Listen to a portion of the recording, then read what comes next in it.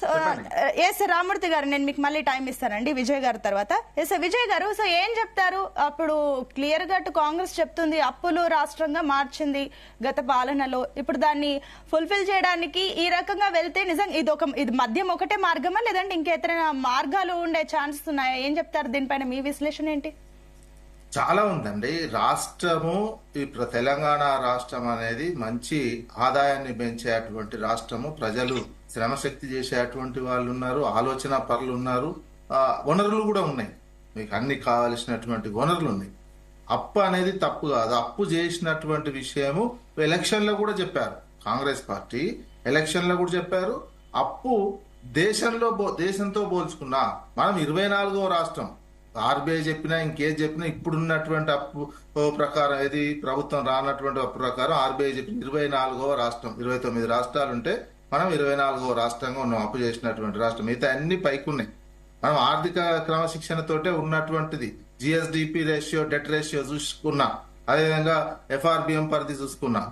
వీళ్ళు చెప్పింది ఏంది? మేము ఇంకా ఆదాయం పెంచుతాము.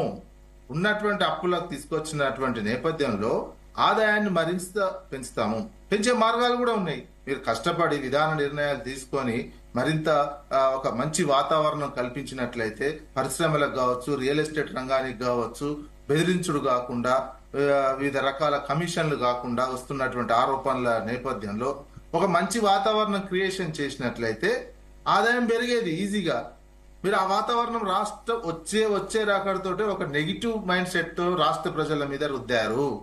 ఈ 16 నెలల కాలంలో రాష్ట్ర ప్రజల మీద ఒక నెగిటివ్, ఈ ప్రభుత్వం పూర్తిగా ప్రజల వ్యతిరేకం. మనం వ్యాపారాలు చేసుకోలేకుండా, ఇతర రంగాలు ఏది ఒక పెట్టుబడుల్లో వస్తే బెదిరించుడు, ఒక అంతర్జాతీయ బ్రాండ్ ఇమేజ్ ఉన్నటువంటి ఫార్ములాని బంద్ చేసుడు, దాంతో ఇంటర్నేషనల్ అందరు ట్వీట్ చేశారు. అసలు అవన్నీ ఈ వాతావరణము అనేక పారిశ్రామికవేత్తల మీద ఈ కార్స్ రేస్ అప్రిషియేట్ చేశారా?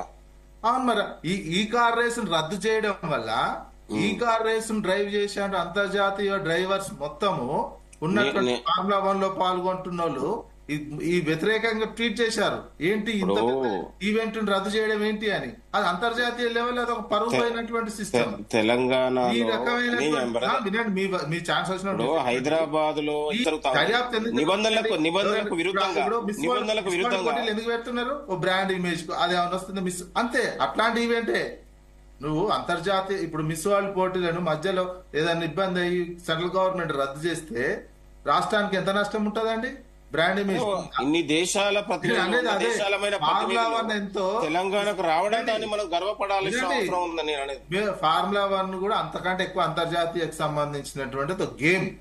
మీరు అదేదో వేరే తీరుగా చూసి నేను అనేది చెప్తున్నా. ఒక నెగిటివ్ వాతావరణం, ఒక నెగిటివ్ యాటిట్యూడ్ తోటి రాష్ట్రానికి సంబంధించినటువంటి ఆదాయ వనరులను దెబ్బతీశారు. లేకపోతే గ్రోత్ రేట్ 12%, 11.5%, 12% ఉన్న గ్రోత్ రేట్ ని మీ అంతలో మీరే గ్రోత్ రేట్ లేదు 9% ఎట్లా పడిపోతుందండి? ఎట్లా? మీరు బడ్జెట్ లోనే పెట్టారు కదా. 9% గ్రోత్ రేట్ పడిపోయిందంటేనే దాని అర్థమైంది 16 నెలల గ్రోత్ రేట్, ఏడాదిన్నరలో గ్రోత్ రేట్ అంత శాతం పడిపోతుందా? ప్రభుత్వ విధానాల నిర్ణయాల వల్లనే కదా. మీ అంతలో మీరే బడ్జెట్ లో పెట్టారు కదా. అంతే. గ్రోత్ రేట్ పడిపోతా ఉంటే ఆదాయం పడిపోతూనే ఉంటది కదా.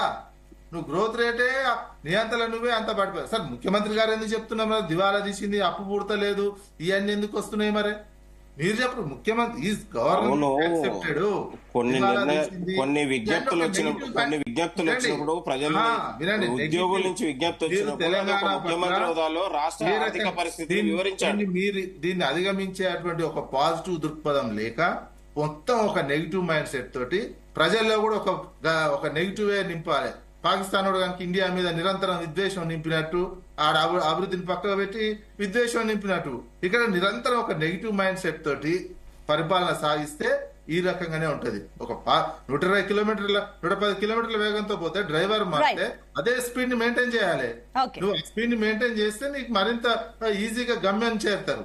మీరు ఆ స్పీడ్ ని మెయింటైన్ చేయకుండా ఏది అడ్డు లేకుండా గేర్లు మార్చుకుంటా 0 కార్ తీసుకొచ్చి అదే మళ్ళీ ఏమైనా తెలంగాణ ప్రజలు గర్వపడేలా